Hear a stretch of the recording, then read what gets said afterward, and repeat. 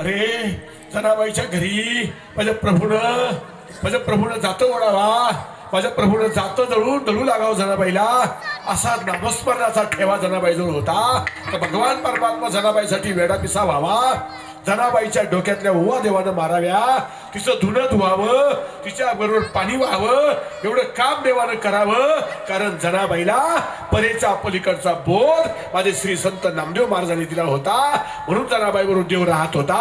अरे आपल्या देव स्वप्नात येईना बाबा, देव स्वप्नात येईना, आम्हाला देवाचं सुद्धा स्वप्न पडत नाहीये. कसं होणार बाबा आमचं? किती वाईट अवस्था आहे.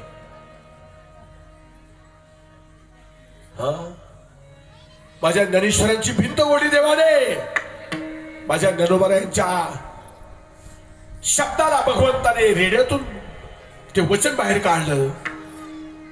किती पावर आहे. देव पुढे गेला का आता? अरे देव जर गेला तर आपण जिवंत कसे? देव सर्व ठिकाणी व्यापून आहे. तुझ बिन जगी नाही रे थारा, अवघ्या दुःखाचा पसारा, तुझ्या नामाचा दरारा, काळ कापे थरथरा. देवाची ताकद फार मोठी. काळ सुद्धा थरथर कापतो, एवढा दरारा देवाचा आहे. घटाघटामध्ये विश्वामध्ये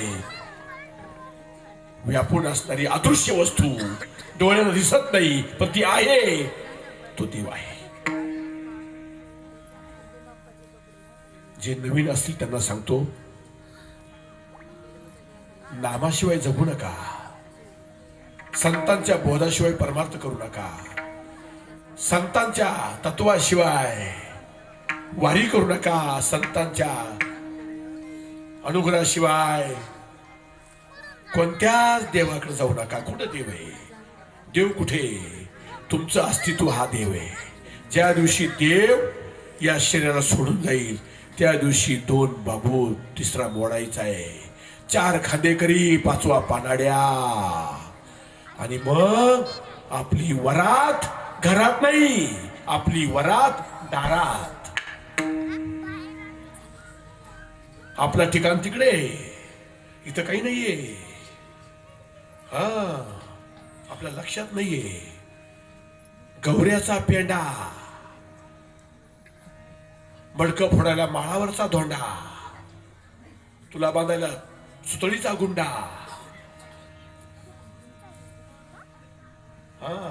पुढे काय काय अवस्था आहे तुम्हाला माहिती सगळ्यांना.